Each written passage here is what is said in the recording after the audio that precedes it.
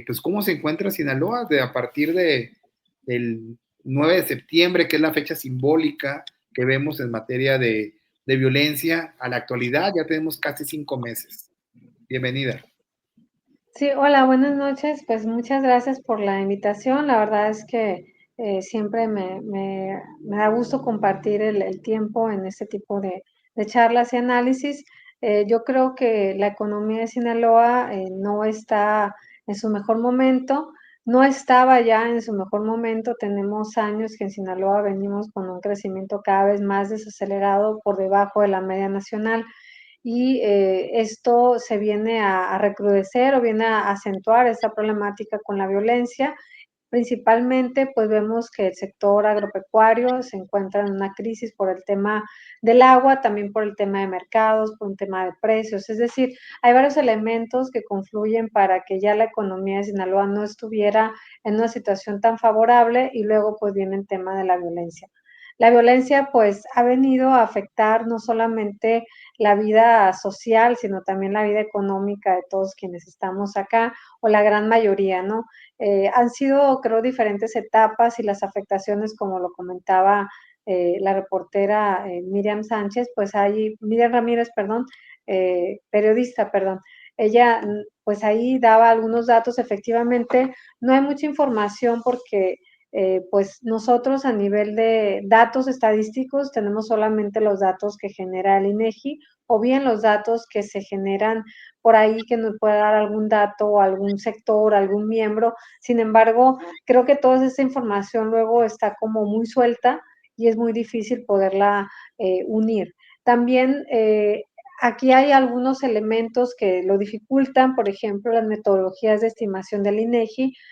Ahorita se reportó al tercer trimestre de un indicador que se llama ITAE, Indicador Trimestral de Actividad Económica Estatal. Ese tipo de indicador nos dijo que para Sinaloa al tercer trimestre hubo un crecimiento económico de cero.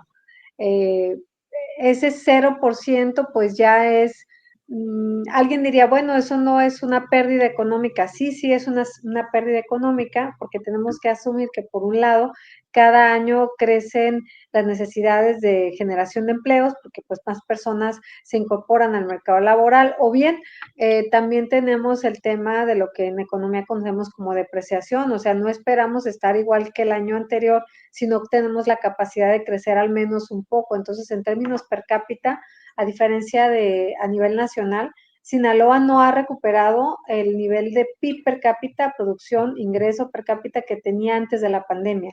Eso no ha sucedido para Sinaloa y evidentemente con el tema de lo que está pasando, pues menos, ¿no? Entonces, ahorita la economía, eso es de manera muy general. También si ya lo vemos en temas de datos, además de este dato, tenemos el dato de la generación de empleo que ha venido decreciendo. Uno de los sectores más golpeados en términos de la generación de empleo formal es el sector de la construcción. Y el sector de la construcción es un sector pues muy particular porque a diferencia de otros sectores, luego sí tienen ellos la tendencia a registrar a todas las personas que laboran porque pues es muy riesgoso que un trabajador tenga un accidente de trabajo y tú no lo tengas registrado ante el Seguro Social. Y este sector pues ha venido perdiendo algunos meses desde todo el año.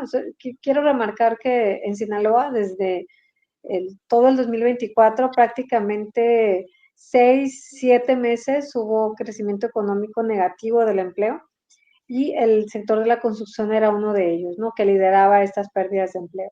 Ya desde septiembre hacia acá, cada mes ha habido un crecimiento económico, un crecimiento del empleo negativo, empleo formal.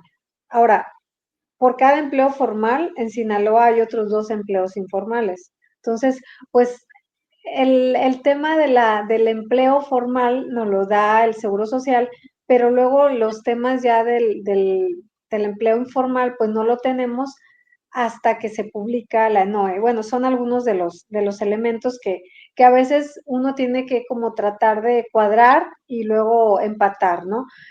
Haciendo un recorrido, sobre todo el análisis, lo que yo comentaba desde noviembre era que decía que es muy probable que la economía de Sinaloa pueda caer al menos la mitad de lo que cayó en pandemia.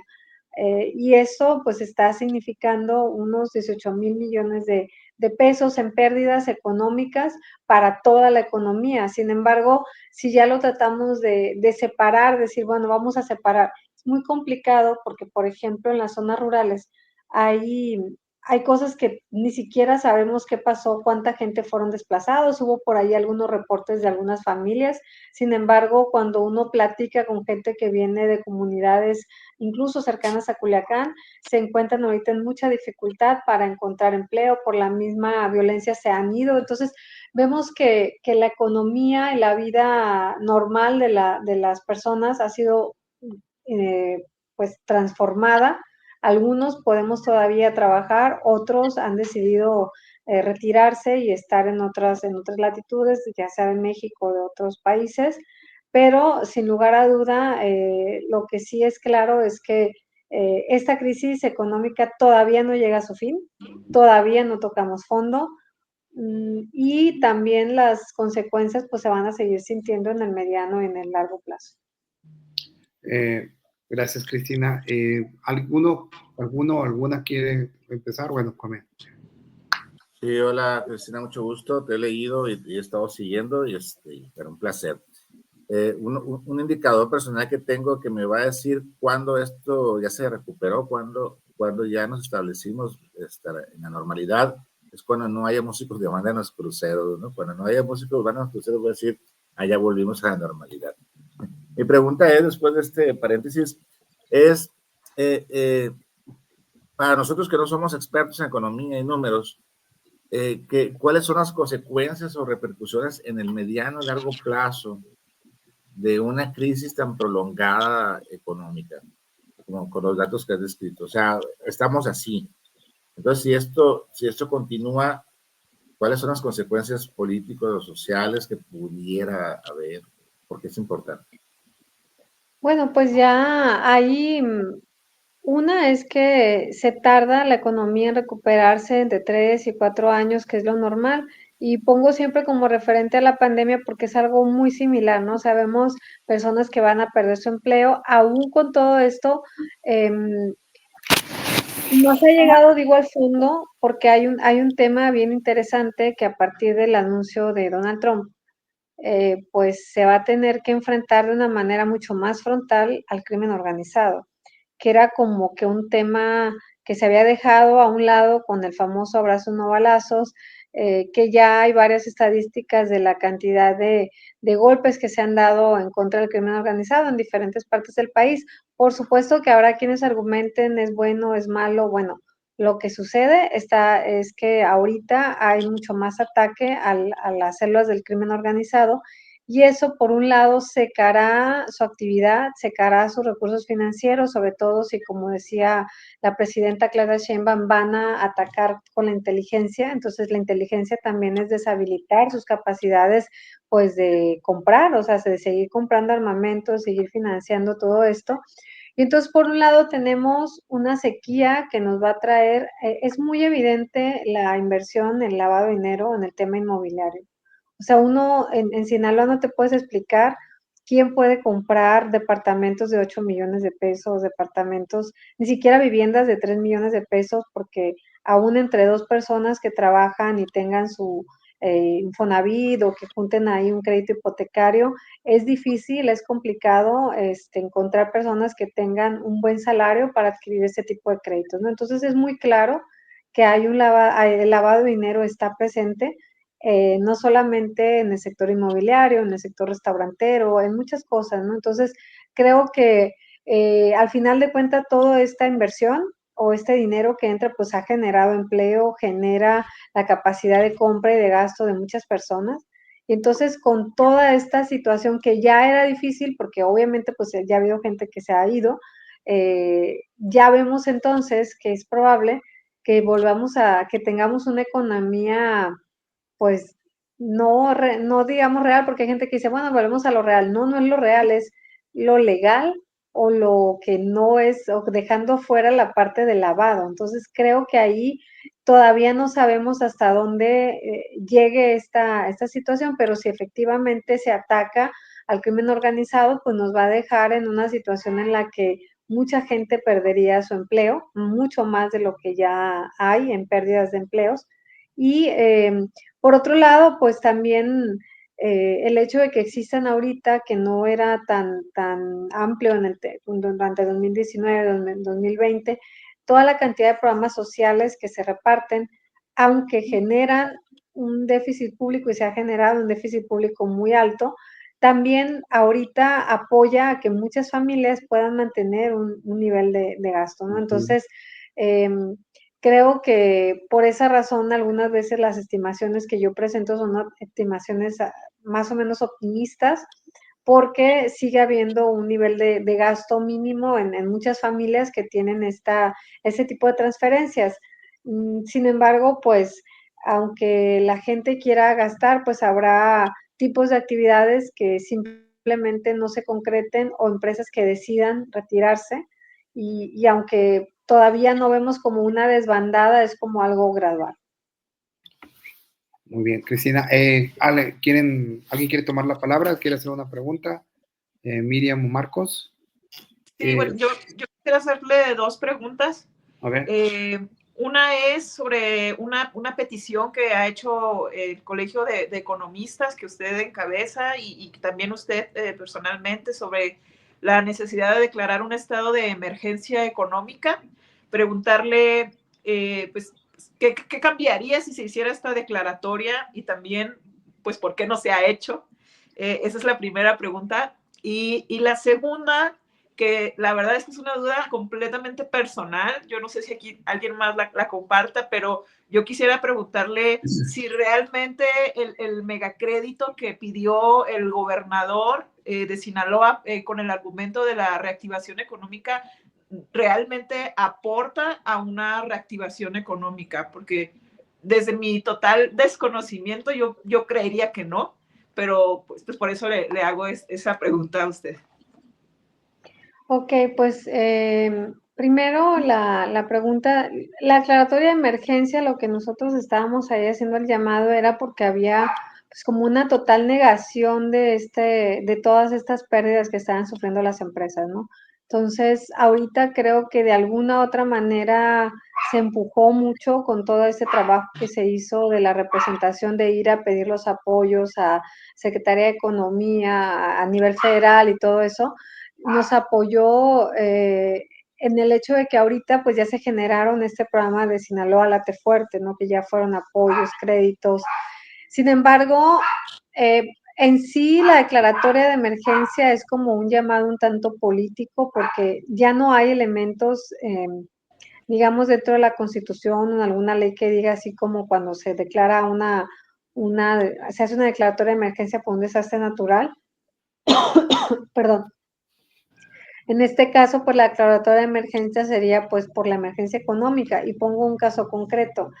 Hubo pues muchos comerciantes que se quedaron con toda la venta desde septiembre para el otro año, ¿no? Pues para un comerciante dicen, bueno, ¿y qué importa?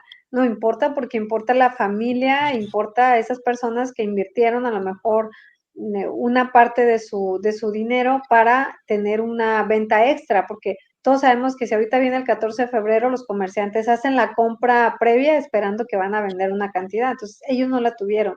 Luego ya se vienen añadiendo pues todos los eventos sociales que se cancelaron, todos los eventos que incluso ya no se pospusieron, otros que ya no se llevaron a cabo. Entonces empezamos a ver como toda esa escalada y la falta de reconocimiento de esa problemática creo que era lo que me llevó a decir, bueno, es que hace falta una declaratoria de emergencia porque estamos en una emergencia, la gente no puede trabajar, hay pérdidas económicas, entonces empezamos a señalar, empezamos a reunirnos también, en muchos sectores no tuvieron la voz para salir y decir, estamos enfrentando esta problemática.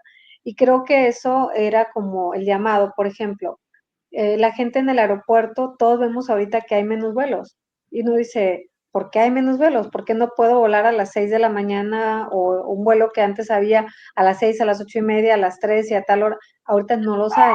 ¿Por qué no puedo llegar a cierta hora al aeropuerto? Bueno, porque hay una resistencia de los trabajadores para entrar temprano o salir tarde.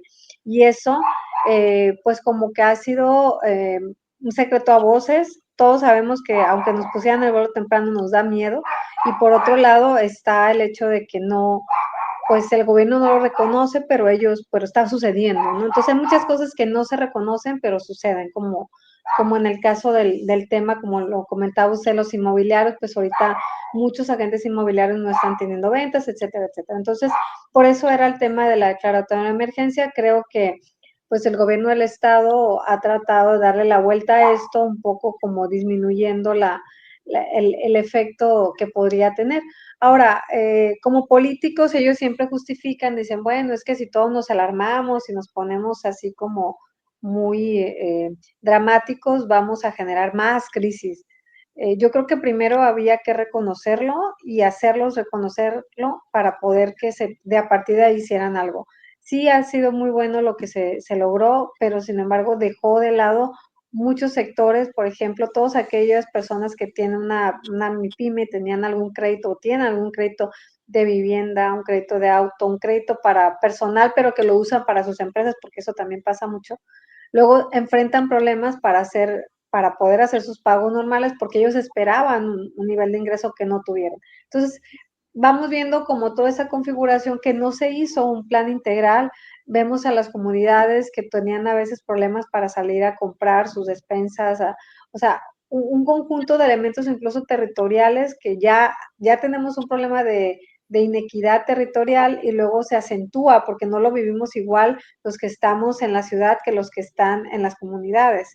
Y bueno, con la otra pregunta que dice sobre el crédito, justamente pues volvemos a lo mismo. Sí, quienes son los sectores más golpeados es el comercio, los restaurantes, las actividades de recreación, los músicos, todos ellos, pues no ayuda a la reactivación económica por la violencia, ¿no? O sea, no estás atendiendo, no le vas a dar empleo al que perdió su trabajo o dejó de vender por la violencia, le vas a dar empleo al sector de la construcción, que como dije desde el principio, es un sector que ahorita ha perdido mucho empleo y eso, pues sí es bueno, pero no precisamente funciona como una reactivación económica, no en el corto plazo, porque pues si tú haces 1 kilómetro de carretera, efectivamente la gente podrá entrar o salir más rápido en una comunidad, o si haces un puente vial, un paso vial, porque vas a agilizar el tráfico, eso en realidad no cambia la vida económica de quienes ya participan ahí. Dicen, bueno, va a haber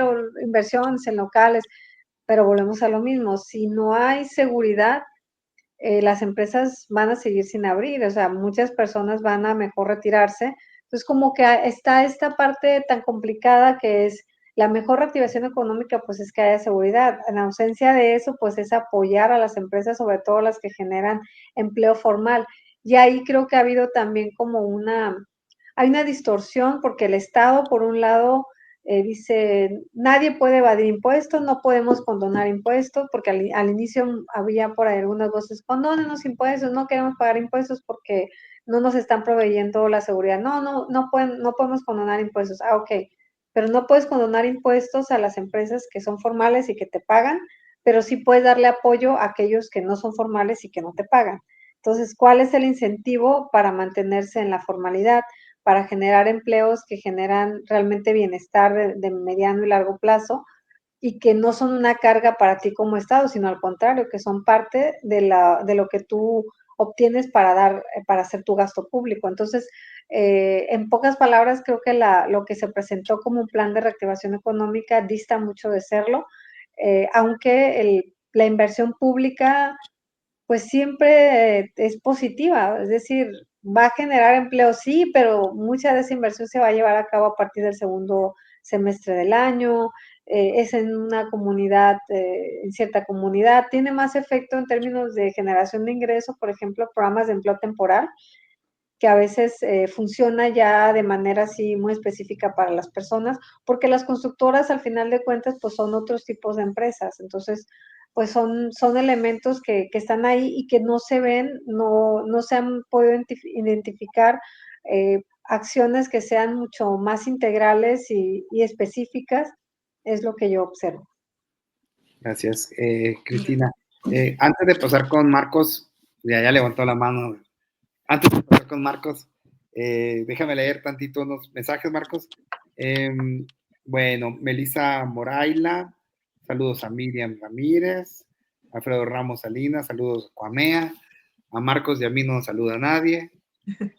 José Alfredo Beltrán Estrada dice, saludos a esta extraordinaria mesa. Gracias, Alfredo. ¿Hay manera de estimar cuántos años durará esta tragedia económica? Es una pregunta obviamente para Cristina. Hasta en las colonias populares hay indicadores brutales. En mi sector hay datos de 5 asaltos a mano armada, de carnicerías, pollerías y abarrotes en una sola semana. Tengo familia con negocios, no sacan ni para la nómina, ni en la pandemia vivieron esto.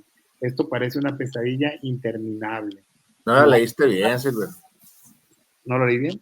El comentario de esa persona, Alfredo, no lo leíste bien. ¿Por qué no? ¿Qué dije? Continúa. Bueno. Gualo Cázares, excelente explicación. Saludos a la mesa. Gil López Alfaro, excelentes invitaciones. Saludos. Fragmentado show. Los precios inmobiliarios se regularizan. ¿A qué o qué opinan? Bueno, yo nada más tengo una pregunta que puedes contestar al final o cuando gustes, Cristina, o no contestarla, por supuesto, que es si vamos a poder medir el tamaño del crimen organizado en materia económica en Sinaloa, si eso tiene, si es un buen momento para medirlo. Pero bueno, paso la palabra a Marcos. Adelante, Marcos. No, yo junto la pregunta con lo que dices, porque realmente es una anotación. Porque hace rato, doctora, usted mencionaba sobre que si esta política de inteligencia y más que va, si va en serio sobre desarticulación de grupos criminales, estaríamos viendo también que entonces sería también una lucha antilavado y más, y que eso también tendría una repercusión económica. Entonces, la anotación que hago es órale, entonces estaríamos viviendo, vamos a estar viviendo, y a lo mejor es muy obvia la pregunta, ¿no? Pero es entender que no soy el único que lo pienso, o entender que no es algo que hemos estado meditando nada más, sino que hemos estado viviendo sí una burbuja, o con el narco, pues, o con todo esto consumo narco que se ha hecho a partir, sí, de lo inmobiliario. Y pongo un dato aquí rapidito, ¿no? De acuerdo con datos de los desarrolladores inmobiliarios, particularmente de la Canadevi, ellos mencionan que durante todo este periodo han bajado sus ventas, ¿no? Hasta un 80%. Eso por nombrar desarrolladores inmobiliarios, pero hablando con brokers, ellos hablan del 70-90% de la disminución de sus ventas. Entonces, y mucho y lo mismo lo hablan las personas que se dedican a la venta de vehículos y más.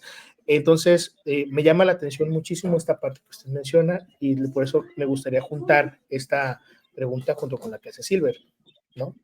Eso, doctora, gracias.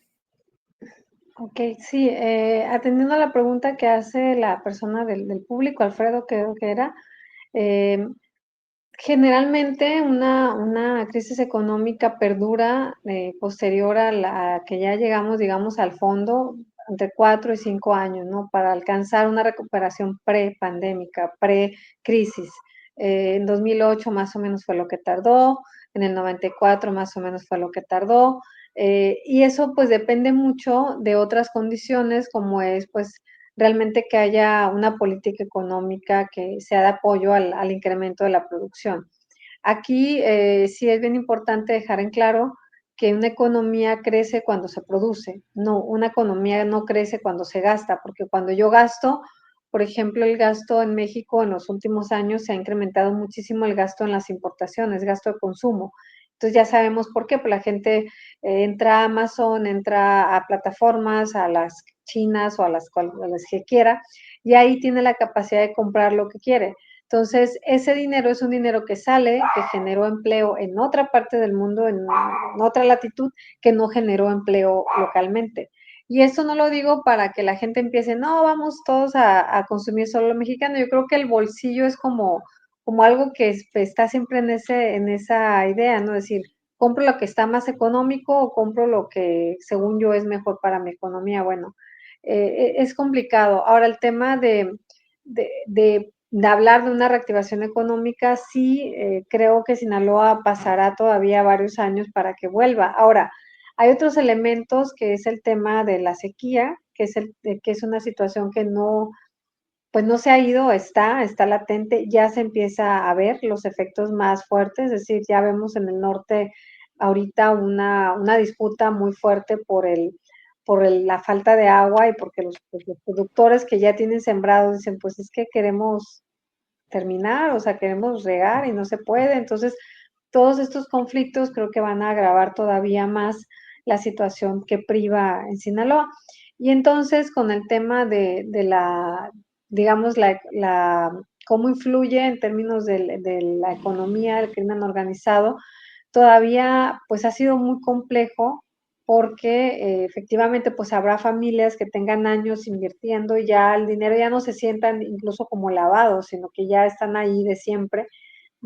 Y hay otros tipos de actividades que sí vamos a empezar a ver que se cierran, ¿no? Restaurantes, boutique, todo este tipo de inversiones, incluso estéticas.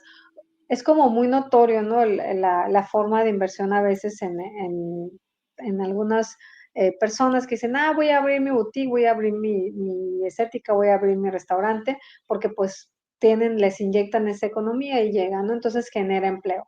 En sí el tamaño de todo esto es muy complicado para nosotros de medirlo, porque nosotros no tenemos acceso a los flujos bancarios, pero a nivel de gobierno federal, sí podría hacer intentos de estimaciones, ¿no? Fue muy sonado el escándalo de HSBC, de por qué le llega esta tarjeta antilavado o esta tarjeta roja de lavado, porque pues no era lógico que en un estado donde la mayoría de la gente lo que hace es comercio y que los salarios son muy bajos y que hubiese tanto comercio de dólar, ¿no? Entonces, la economía no podemos ver como en otras partes del país, como principalmente en la Ciudad de México, un conjunto de empresarios que son grandes, que está siempre pujante. Son pocos los empresarios grandes, son pocas los productores, incluso agrícolas grandes, pero de repente vemos un montón de gente que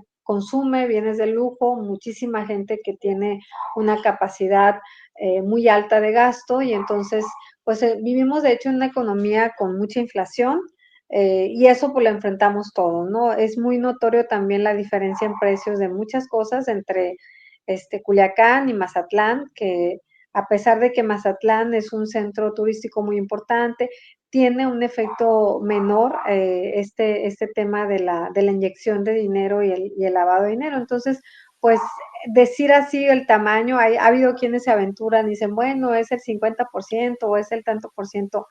Es muy complicado, pero sí definitivamente vamos a ir viendo la sequía en esos sectores y no, posiblemente no total.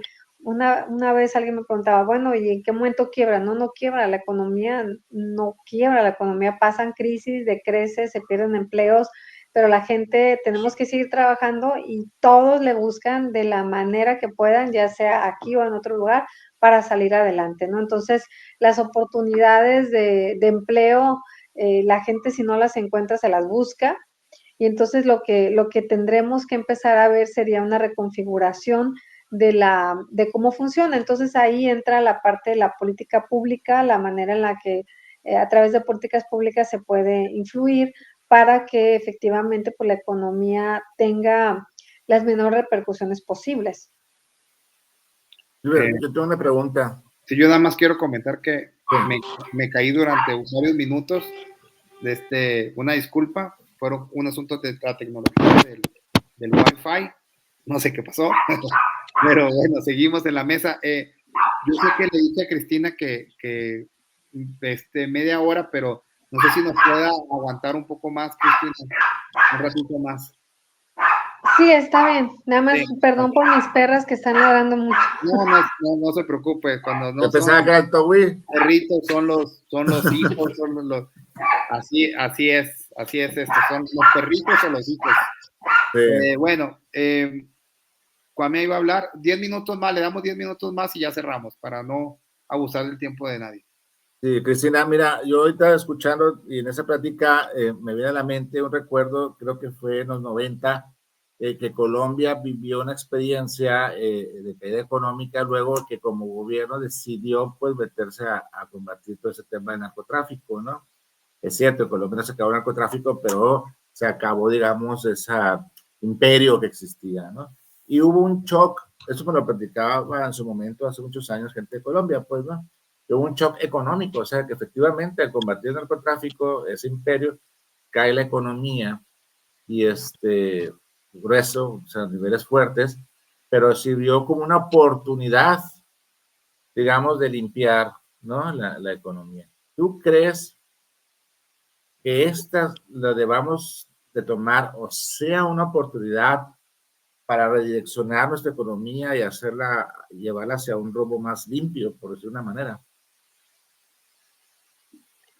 Bueno, yo creo que eso dependerá mucho de la capacidad que tenga el gobierno para combatir en sí el crimen y la impunidad. ¿Por qué?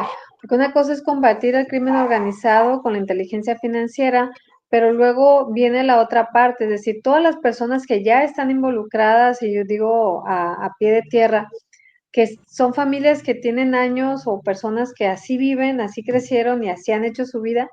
¿A qué se van a dedicar? No van a ir a pedir trabajo por un salario mínimo en una empresa, porque lo que abunda en Sinaloa son salarios mínimos, ¿no?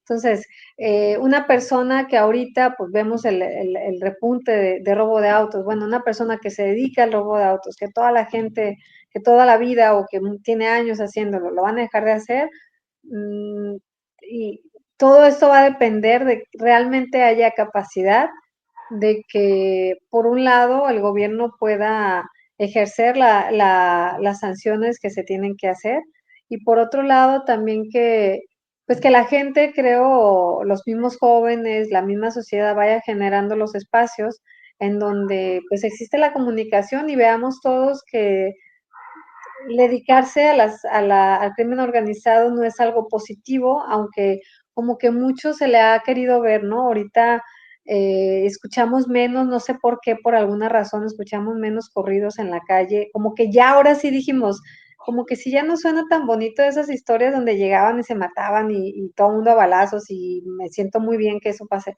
Como que la gente sí está pensando, oye, sí está feo cuando realmente se matan muchas personas. Entonces, eso es como la parte, pues, más importante, creo, la reconfiguración desde los niños, los jóvenes, las familias, que yo sí creo también que, la parte de la descomposición social es fácil decir, bueno, el gobierno nos echa la culpa a las familias y las familias se la echamos al gobierno, pero somos todos, ¿no? ¿Qué pasa cuando en una familia llega un joven que ya está en una célula del crimen organizado, como en cualquier posición que tenga? ¿Qué pasa con la familia? ¿Le deja de hablar? ¿Qué pasa cuando sabemos que hay un familiar que de repente ya llega con una camioneta y tiene 3 casas y dices, oye, ¿a qué te dedicas, no? O sea, ¿tenemos realmente esa capacidad como sociedad de ese rechazo? Yo creo que hay sociedades en las cuales sí se rechazan muchas cosas y sí son como más estrictos sus códigos sociales, y en el caso de Sinaloa no, nos hemos hecho, pero como que ya mejor no preguntamos, o la familia que está al interno dice, bueno, pues ojalá no pase nada, ojalá le vaya bien. Es como lo que ahorita yo pensaría. Entonces, como dice el caso de Colombia, todavía continúa, ¿no? Porque para Colombia, algunas zonas, pues el Estado no existe, sino es el narcoestado, es el que gobierna, es el que rige, es el que decía o todavía tiene la influencia de incluso darles económicamente, apoyarles a las familias, aunque no se dediquen a nada, simplemente apoyarles. Entonces, hemos tenido como una visión muy, muy distorsionada de lo que es el Estado, de lo que la influencia negativa que puede llegar a tener el crimen organizado, y nosotros decimos, bueno, pero es que llegan dólares. Sí, pero es que esos dólares es un montón de dinero, es como, pues llegas y le inyectas una economía como si lo estuvieras imprimiendo. Llega el dinero, no sale de la propia actividad, no es acumulación de capital interna, ni tampoco es un ingreso que genera impuestos para gasto público, salud, educación, tampoco es un ingreso que está generando puestos de trabajo con seguro social y de largo plazo tienes más pensiones. O sea, bueno, es que ganan mucho dinero, pues sí, pero no lo vemos, digamos, alimentando todos los procesos económicos que nos generarían bienestar de mediano y largo plazo. Entonces, a veces, como está esta parte muy distorsionada que tenemos los sinaloenses, digo, en general, de lo que hace bien, o sea, de que, sí nos hace bien, pero genera. no tanto, pero además nos ha distorsionado como sociedad y llegamos pues ya a puntos en los cuales tendremos que también abogar por esos cambios, ¿no? Buscar que la sociedad nos concienticemos a que esto no debería volver a pasar y no debería de estar todavía en nuestra idea de vida, de sociedad, de seguir creciendo y sobre todo, pues viene la otra parte, ¿no? La creación de oportunidades, porque hay quienes justifican la participación en algún tipo de crimen a través de la falta de oportunidades. Efectivamente, no es nada pues agradable ver cómo en las comunidades a veces las personas no tienen el acceso a educación, a salud, es muy difícil la vida para ellos y entonces, pues sí, la creación de oportunidades es algo que tiene que apoyar a esta disminución, que creo que era un poco como el discurso de López Obrador, ¿no? Decía, bueno, ya ahora que les vamos a dar dinero, ya van a estar más contentos, ya no se van a dedicar a eso, se van a portar bien, van a ser buenos. Sin embargo, no vimos eso, vimos que, pues que la gente recibió las transferencias, sí las reciben, pero igualmente los jóvenes al no ver una oportunidad que le genere como un empleo digno y digno pues ya es un tema de perspectiva personal y pues se dedican a otras cosas. Así es. Perdón. Omar Ayala dice saludos a todos los de la mesa y Gil López Alfaro, ¿habrá algún sector productivo que pueda generar una mejora en la economía del Estado? Pues ya estamos sobre el tiempo, no sé si Marcos quiere decir algo final, Miriam una pregunta final y un comentario final de Cristina o qué. Miriam, ¿algún comentario final o no? No, pues yo agradezco mucho el tiempo y las aportaciones de Cristina me han parecido muy, muy importantes, muy reveladoras. Y pues no sé si al final de esta plática pues sea desesperanzador porque no sé qué tan lejos estamos de salir de esta crisis, o sea, apenas va empezando. O sea, apenas va empezando. Ajá. Y tampoco sé si realmente nuestras autoridades, tanto el gobierno estatal como federal, realmente están implementando las políticas que urgen en este momento, ¿no? Creería que quizá no. Y bueno, yo con eso cierro. Muchas gracias. Marcos. No, solo agradecer a la doctora Cristina Ibarra por la claridad, ¿no? También de todas sus ideas y la forma en que nos lo explica a todas y todos, ¿no? Que siempre es como muy necesario tener personas que lo saben explicar tan fácilmente. Yo sé mucho de lo que dice, ella mencionaba, ¿no? Mucho también es, mis perspectivas son muy, pues, como muy, como lo decía Cristina, como muy positivas, ¿no? Pero digo, es como muy triste escuchar todas esas cosas que hemos estado platicando desde que iniciado esta charla, esta mesa.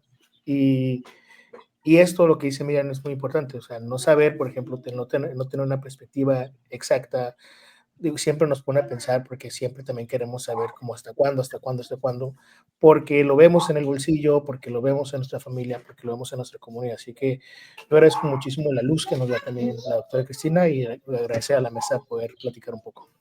Comea. Yo quiero agradecer, reconocer a Cristina porque en esta temporada violenta de septiembre para acá se ha convertido en una voz importante aquí en Culiacán y en Sinaloa. Sin quererlo, sin pretenderlo, se ha conformado como un liderazgo en torno a ella, una guía que ha dado luz precisamente el tema económico que desde el periodismo y los medios solemos ignorar cómo cubrirlo y cómo preguntar y cómo investigar. Estamos más acostumbrados a dar las ambulancias o los datos de las personas fallecidas o desaparecidas, pero rara vez encontramos algún periodista, hombre o mujer, que se especialice en estos análisis económicos. Y Cristina ha venido a precisamente a ocupar ese espacio que estaba vacío y lo hace con mucha frescura, mucho profesionalismo y mucha valentía, porque ha sido la única voz desde la visión económica en hablar y analizar la coyuntura del presente, ¿no? Entonces, pues ya sabe Cristina que tiene pues ya se ha hecho toda una base, vamos a decirlo así, ¿no? Que la apoya y creo que, bueno, agradecerle nada más por esa voz y esa valentía. Sí, gracias. Irving Salazar, hay que estudiar los subsistemas del crimen organizado. Saludos a todos. Gracias, Irving. Cristina, yo también te agradezco mucho desde que hayas aceptado estar en esta mesa de periodistas. La verdad es que fue consenso cuando platicamos quién nos podría hablar sobre este tema. Fue un consenso entre todas, todos, sobre quién podría hablarnos y darnos luz, sobre todo de una forma técnica, ¿no? O sea, una visión técnica, no politizada, electoralizada, ¿no? Juntando las dos cosas porque nos dicen que todo es política. Y agradecerte, Cristina, y si quieres hacer un comentario final, pues somos todo oídos, ya para despedirnos. No, pues igual muchísimas gracias por la invitación, gracias por darnos, pues darme también la oportunidad de seguir hablando de estos temas que la verdad en las últimas semanas ya siempre me llaman de repente, oye, ya tienes una actualización de datos, como si esto fuera así como que yo tengo el dato ahí calculándose a cada rato, ¿no? Realmente es muy complicado y vamos viendo también obviamente a veces desde esa oscuridad, el poder vislumbrar cosas, pues no es tan sencillo y me voy a equivocar y a veces les digo, bueno, si en el gobierno dicen que no es cierto, que eso va a pasar, bueno, hasta el 2025, en diciembre, van a salir los datos ya oficiales, hasta entonces nos vamos a enterar. Entonces, mientras tanto, el hacer este análisis de coyuntura, pues, tiene que servir para eso, ¿no? Para generar información de que, para toma de decisiones, pero también no solamente de los privados, sino también de los públicos, y ese, pues, ha sido principalmente el objetivo, ¿no? El objetivo es que el gobierno pudiera tener información, aunque la vea bien o la vea mal, pero que esté esa información ahí disponible y entonces puedan contrastar o querer hacer algo. Creo que se ha hecho algo, creo que se ha logrado, no como debería, a lo mejor siempre se puede hacer más, pero a la gente lo que sí será importante es que todavía no sabemos qué va a pasar y eso es lo, como dice la compañera ahí Miriam, su compañera, que pues todavía es desesperanzador, pero pues, ¿qué podemos hacer, no? Más que mantenernos positivos y en el caso, pues, de nosotros como, en mi caso como académica, pues, seguir aportando y estoy a la orden. Gracias, Cristina. Gracias, Marcos, Juanea, Miriam. Nos vemos en la próxima. Jaiciber Bojor, que sacó un último saludos. Bueno, ya, nos vemos el próximo miércoles a las 7 de la tarde, hora Sinaloa, 8 de la noche, tiempo Ciudad de México. Gracias a todos y a todas. Bye. Gracias.